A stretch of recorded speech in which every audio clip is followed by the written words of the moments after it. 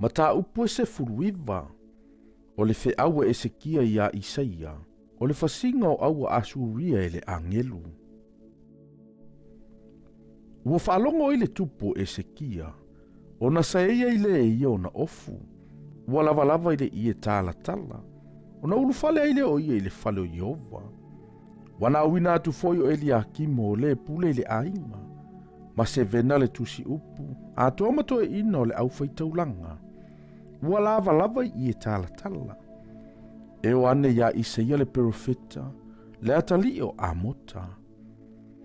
Wala tau fai atu ia te ia, o lo whapeo na whetalai mai o Esekia, o le aso nei, o le aso le pōpuanga, ma le ao inga, ma le whai, a wā o ina a whanau o tama, a ele aise mālosi e whanau mai ai. A tonu e whaafofonga mai e ovalo watua i upu umma ravesaki, o le ua awina mai e le tupo aso rialo nali i, e whai le atua soifua. Ma tau atu i upu o whaafafonga ina Yehova lo watua. O lea, ia e tatalo ai mo e ua totoe. Ono atu ai leo au na le tupo Esekia ia Isaia. Ono whai mai leo Isaia ia te ilato. Ia utau whai atu whapea i lo utau wali. O lo whapea na whetalai mai o Yehova. Awa e te matau i upu wa e whalongo ai. Ua whaiwhaia mai ai au e au na le tupo Asuria. Whauta, o te tu atu i ante ia le nganga, na te whaalongo foi le tala, o na foi atu ai le o ia ilo na lava nuu, o te whasi o ti foi i ante ia i le pelu ilo na lava nuu. O na foi atu ai le o Ravesaki, wana ilo foi le tupo Asuria, ua tau mali pena. A wana ia whaalongo walu e seo ia i la kisa. Wo ia whaalongo foi le tala ia ti raka le tupo Aitiope, wo whapeane, whauta, wo sauo ia e si le taua ia te oe. O na toi tu watu le e ia o le savalia Esekia, e whapeantu. Ia whapeo na utou whaiatu ia Esekia le tupo Yuta, ia whapeantu. A wana e pelongia oe e lo watua, wa e whatuatua iai. O lo whapeane, e le tu ina Jerusalema i le limo le tupo Asuria. Whauta mai ea, wa e langona i mea wa whai e tupo Asuria inu umalava, wa whaumatia lava, a e lave ina ea oe. Pena lave a i ea antua o nuu i ante ilantou na whaumatia e o utama, o le nuu o Kosane, Makarana, Resefa, antoa ma le whanaunga e tena saiti lasa. O whea o iai le tupo Amato, ma le tupo Arepa, antoa ma le tupo le a ai o se whaima, o ena ma iwa.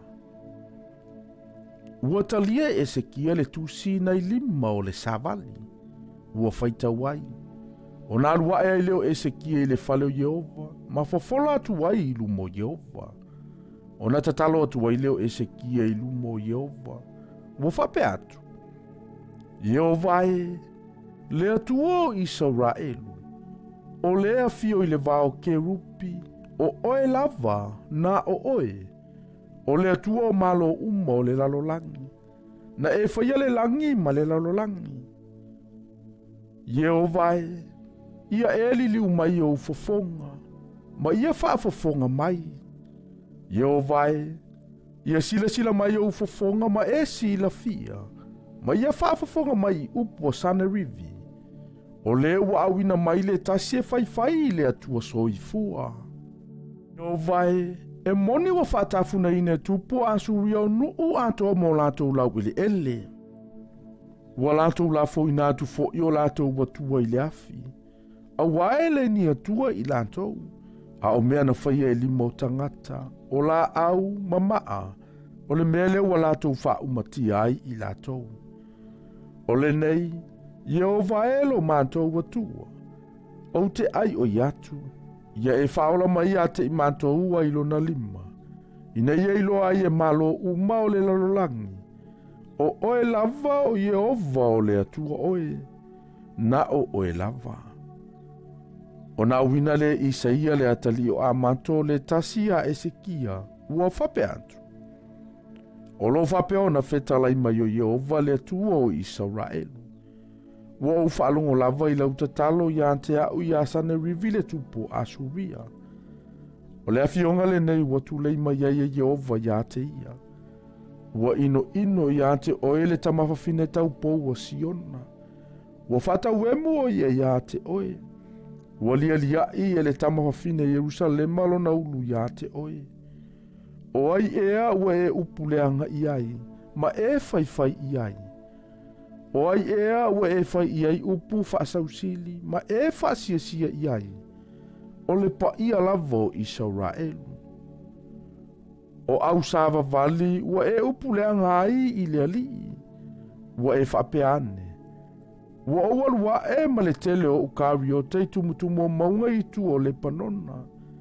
O te tatu ina fo'i ona arasi mawalulunga, ma ona perosi silisili. O te ulu atu fo'i mea moe ei maloi ona tua oi ilo na vao la fulemu. Wa o eli, ma o inu I vai ese. Wa o whaamate ina yo walo whaivo vai tafe umon uno fo olo. Po wa ele whaalongo ea, na o whaiale a mea na mua, na o saunia fo'i a somua mua. A ona po nei wa o whataunu uai. Ina ia whai e oe o ai no fo olo, ma wha upenga mea whaatafuna ina. O le mea lea na pupu uai lima o sano no fuai. Na whewhewhe I lātou ma maasiasi. Na lātou whaapei o le mutia o le whanua. Ma le wao mua la uola ola. Pei o le mutia fo I lunga o fale. Pei o saito fo I ua mawae au le I o ina matua. Wo I loa fo I lo no fo I lalo. A toa ma lo uru fafo, ma lo uru fale. A toa ma lo wita tele ya te au. Wo mai o utalinga lo wita tele ya te au. Ma lo whaasia sia. O le mea lea. O te tua I lau mama I lo wisu. Ma lau whaangutu I o lau ngutu. O te whaafoia tuai a te oe I le ala na sa wai. O le whailonga fo I le nei a te oe. O le tausanga nei tau te ai I mea wa tutupu fua. Tau te ai fo I lona lua o tausanga o mea tutupu fua ai.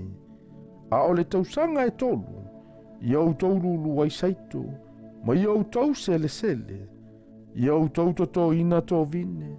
Ma iau tau ai o lantou fua. O o toto o le aingo yuta ua sao. E to so solo I lalo o lantou waa, ma fua mai ni fua I lunga.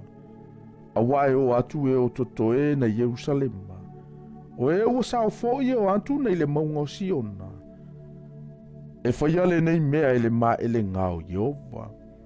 O le mea lava lea o lo whapeo na whetalai mai ai o Yehova I le tupu Asuria. E le sau lava ia I le nei a ai. E le whana mai ai fo I se u. E le sau fo I ai ma se talita. E le tanu ai fo I se mea mauti e tie. O lo whapea mai Yehova. O le ala na sau ai o ia. O le ala lava lea e toe fo I atu ai. Ai le sau lava ia I totonu o le a ai nei. A wau te whaama maluina le a ai nei I ola. O na o au nei lava. Ono tā vita fo I la au nā. O lea lava po na alua tuai le angelua Yehova.